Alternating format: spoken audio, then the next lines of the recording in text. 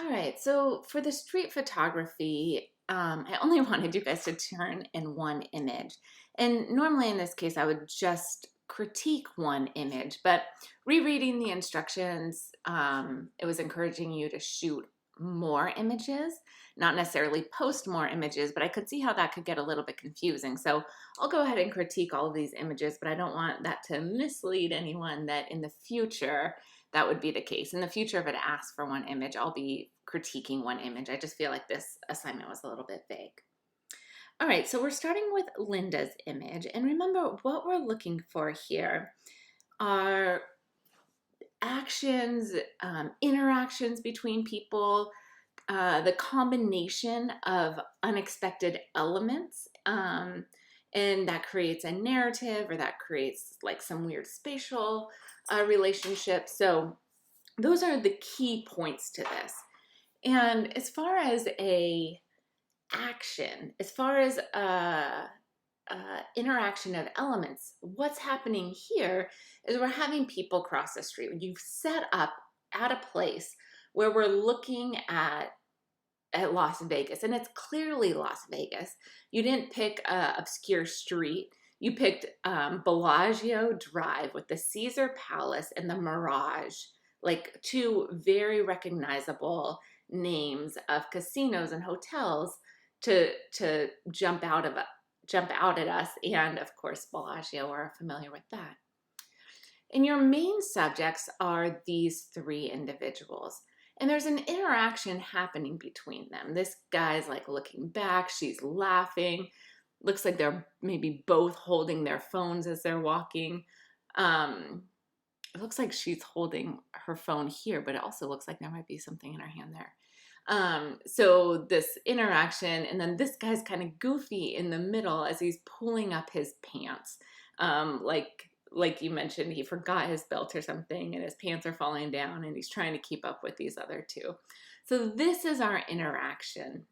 There's also a bit of interaction as these people, and this is the same exact color, right, are coming across the path.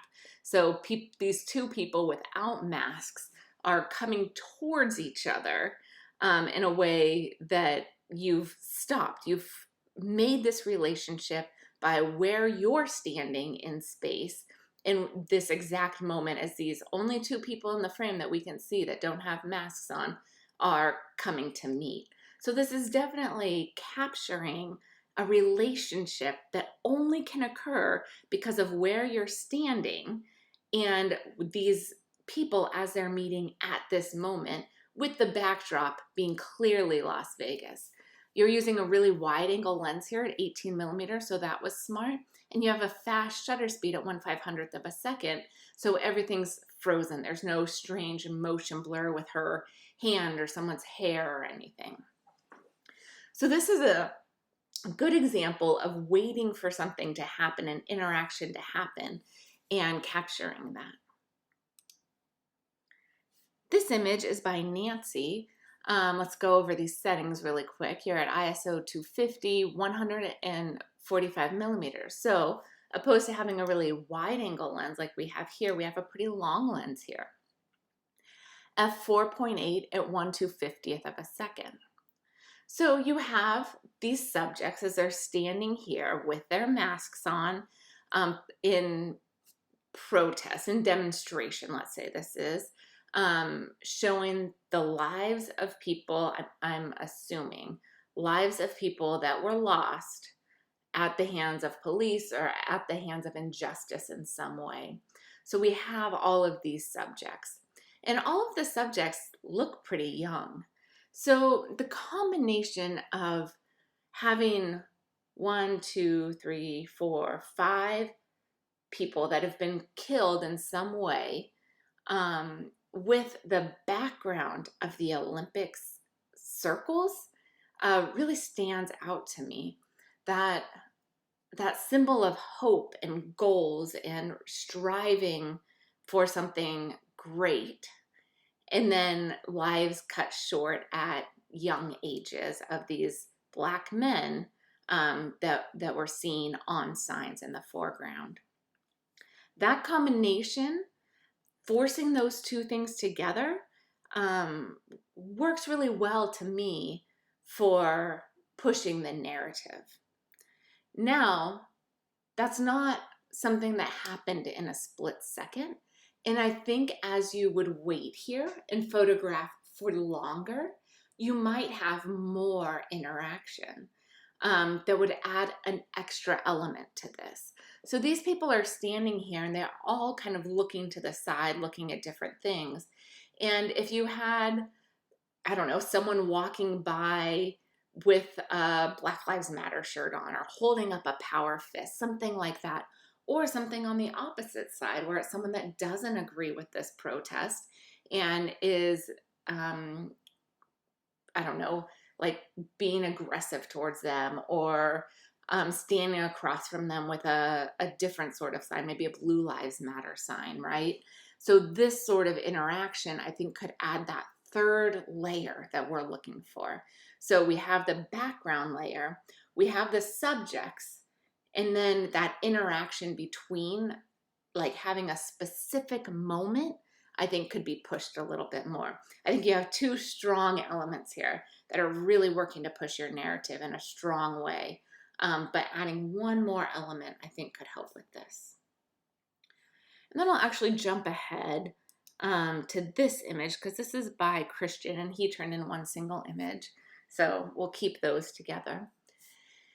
And this image is street photography, but it also comes across as an environmental portrait.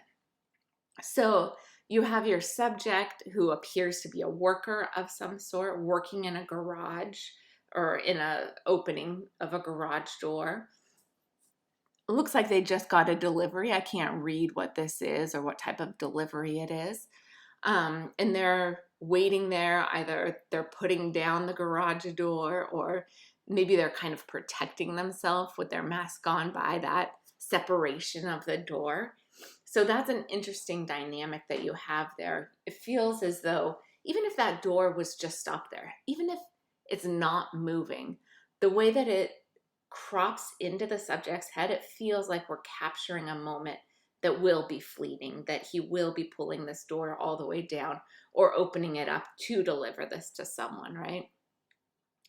Now, this like plays back and forth to me. This is more about the street scene than about the environment, but it almost comes across as an environmental portrait as this person is working at their delivery job and we're seeing an environmental portrait. Now, because we can't see much of the subject, it kind of falls off in that sense. But you can see how it's kind of playing between the two there. And then giving us the structure, like that this is an older building, that parts of the overhang are missing, that there's cones out front. We feel like we're in a city and this isn't like someone's country store that just had a delivery, right? So you're pushing it there. And then I appreciate that you shot this with film, that we don't see any metadata. We have a square image because this was shot with a medium format film camera. And there's something about not seeing the image right after and being more careful because you only have 12 shots or 24 shots on your camera with your film, and you have to pay to get it developed and you have to pay to get it scanned in. There's something about being very particular about when you click that shutter that I think makes you a better photographer. And so I appreciate that you're out there with your film camera and being precise about when you're clicking that shutter.